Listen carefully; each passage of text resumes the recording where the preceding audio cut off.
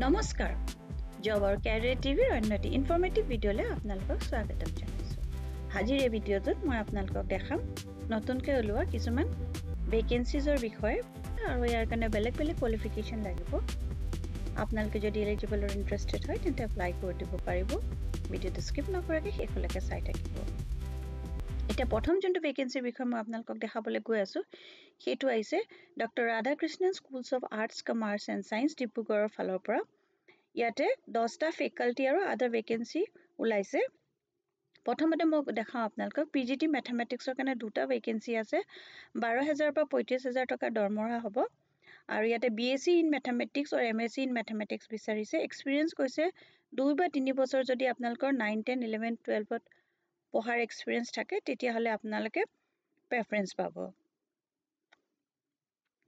Science coordinator তিনটা post আছে 12 পৰা 35000 টকা দৰমহা বিটেক বিএসসি বা এমএসসি লাগে preference will be given to 1 to 2 years of experience in the same field ইয়াতে একে এবছৰ পৰা দুবছৰ এক্সপেৰিয়েন্স থাকিলে আপোনালোকক প্ৰেফাৰেন্স দিব থাৰ্ড যোনটো ভেকেন্সি হৈছে সেইটো হৈছে একাউন্ট অফিচাৰ দুটা পোষ্ট আছে 12000 পৰা 35000 টকা দৰমহা ইয়াতে কৈছে গ্ৰেজুৱেট ইন এনি ডিসিপ্লিন হলেও হ'ব বাট যদি এমকম বিকম এমবিএ থাকে তেতিয়া প্ৰেফাৰেন্স পাব জেন্ডাৰ ইয়াতে কিন্তু মেল বিচাৰিছে আৰু এক্সপেৰিয়েন্স কৈছে preference will be given to 1 to 2 years of experience in the same field 4 নম্বৰত আছে পাব্লিক ৰিলেশনশ্বিপ অফিচাৰ এটা পোষ্ট আছে 10000 পৰা 20000 টকা দৰমহা বিটেক বিএসসি এমএসসি আৰু এবছৰ বা দুবছৰ এক্সপেৰিয়েন্স বিচাৰিছে ইয়াতে ফিমেল ক্যান্ডিডেট এপ্লাই কৰিব পাৰিব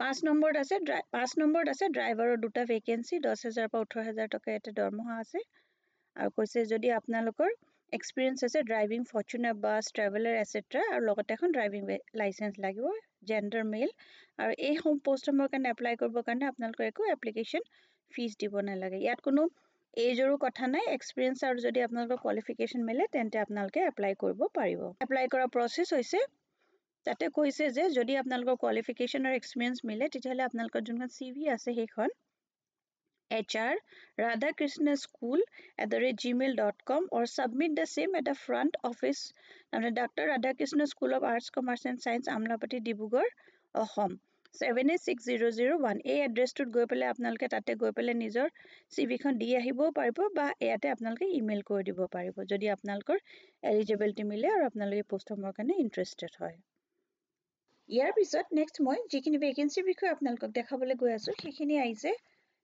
ডাউনটাউন স্কুল ইয়াতে 96টা ভেকেন্সিজ ওলাইছে আৰু এই পোষ্টৰ কাৰণে এপ্লাই কৰা যোনটো লাষ্ট ডেট হৈছে সেইটো 31 জানুৱাৰী লৈকে আছে পোষ্টসমূহ হৈছে হেডমিস্ট্ৰেছ নাৰ্সাৰী ট্ৰেইন টিচাৰ পিজিটি পিআৰটি কো স্কলাষ্টিক স্পেশাল এডুকেটৰ আৰু লাইব্ৰেৰিয়ানৰ পোষ্ট হয় এটা কি পোষ্ট আছে মই আপোনালোকক দেখাই গৈছো হেডমিস্ট্ৰেছৰ এটা পোষ্ট আছে গ্ৰেজুৱেট বা পোষ্ট গ্ৰেজুৱেট উইথ বিএড লাগিব 3 বছৰ এক্সপেৰিয়েন্স বিচাৰিছে as academic coordinator or headmistress of primary section excellent communication skill in English or strong understanding of ECCE curriculum and innovative teaching methods types of nursery trained teacher entity junior KG or senior KG কাৰণে 9টা post আছে nursery কাৰণে 3টা আছে junior KG কাৰণে 3টা আৰু senior KG কাৰণে 3টা পোষ্ট আছে এটা experience 2 বছৰ বা 3 বছৰ of teaching experience in CBSE school বিচাৰিছে Third যোনটো ভেকেন্সি আছে পিআৰটি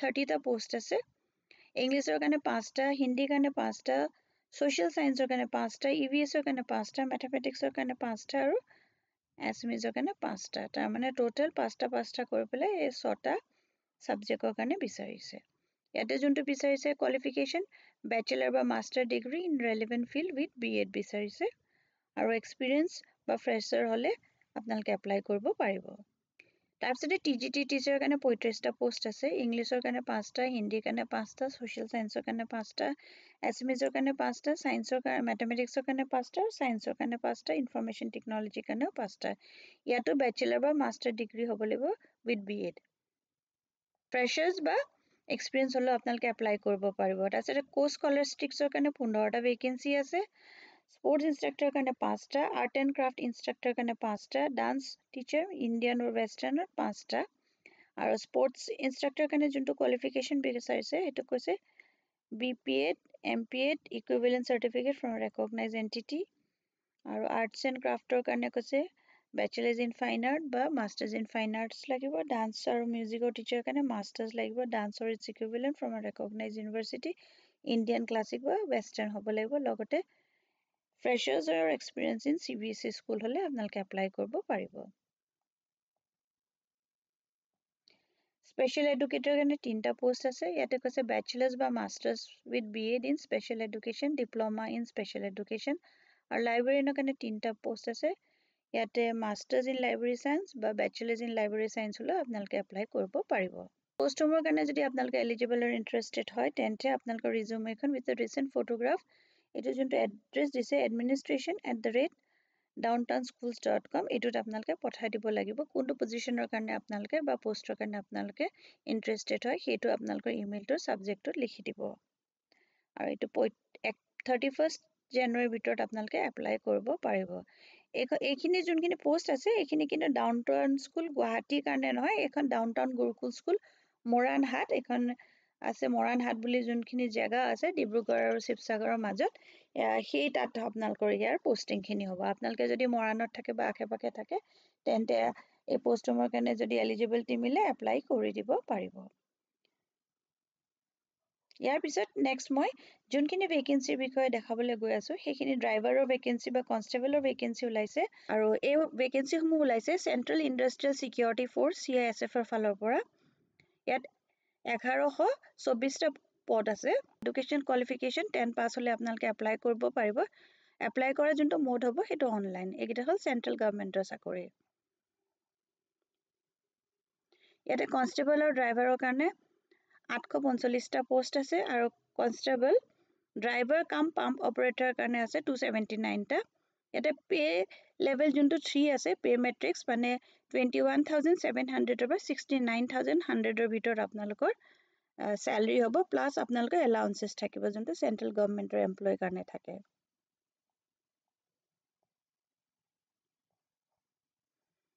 এডুকেশ্যনেল কোৱালিফিকেশ্যন মেট্ৰিক পাছ বা ইকুইভেলেণ্ট হ'ব লাগিব ফ্ৰম আ ৰেকগনাইজ বৰ্ড। ইয়াতে ড্ৰাইভিং লাইচেন্স লাগিব, heavy motor vehicle or transport vehicle, light motor vehicle আৰু মটৰ চাইকেল উইথ গিয়াৰৰ।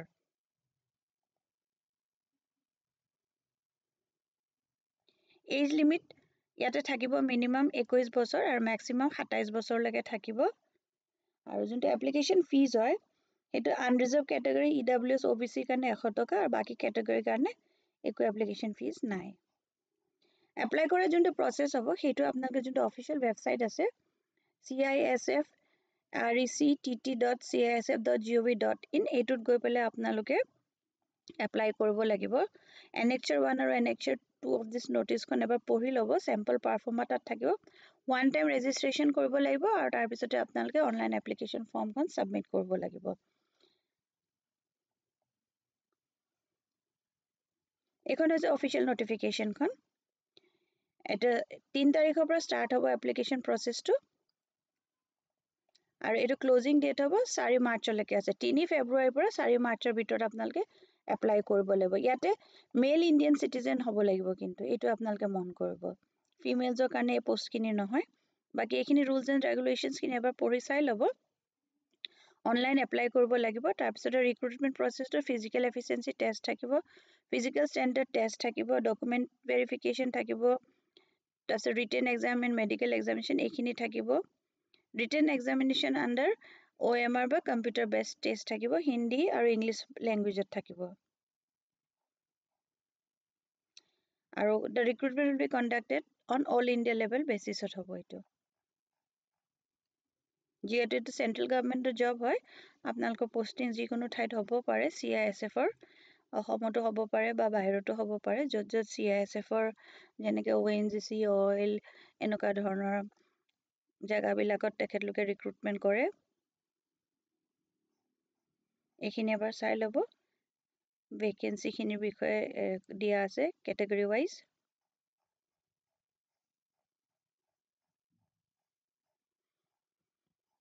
বাকী গোটেইখিনি মই আপোনালোকক কৈ নিদিওঁ কাৰণ 30 পেজৰ হয়, বহুত দীঘলীয়া হৈ যাব। এইখিনি এবাৰ চাই ল'ব আৰু আপোনালোকৰ যদি এলিজিবিলিটি মিলে তেন্তে আপোনালোকে এপ্লাই কৰিব পাৰিব। এইকেইখন যদি আপোনালোকৰ ওচৰত লাইচেঞ্চ থাকে তেতিয়া আপোনালোকে এপ্লাই কৰি দিব পাৰিব। এতিয়া সময় আছে, 2 তাৰিখৰ পৰা এপ্লিকেশ্যন প্ৰচেছটো ষ্টাৰ্ট হ'ব আৰু মাৰ্চলৈকে আছে এমাহ। তাৰ ভিতৰত যদি আপোনালোকৰ নাইও আপোনালোকে এবাৰ এইখন ওলাবলৈ ট্ৰাই কৰি চাব পাৰে। এইটো ভিডিঅ'ত মোৰ জনাবলগীয়া ইমানেই আছিলে। আপোনালোকে যদি ভিডিঅ'টো চাই ভাল পালে তেন্তে লাইক এটা কৰি দিব আৰু এতিয়ালৈকে যদি মোৰ চেনেলটো ছাবস্ক্ৰাইব কৰা নাই ছাবস্ক্ৰাইব কৰি ল'ব আৰু পাৰিলে ফ্ৰেণ্ডছ আৰু ফেমিলিৰ মাজতো শ্বেয়াৰ কৰি দিব। কাৰোবাৰ যদি চাকৰিকেইটাৰ আৱশ্যকতা আছে তেওঁলোকেও এপ্লাই কৰি দিব পাৰিব। আকৌ এটা নতুন ভিডিঅ' লৈ লগ পাম। ধন্যবাদ।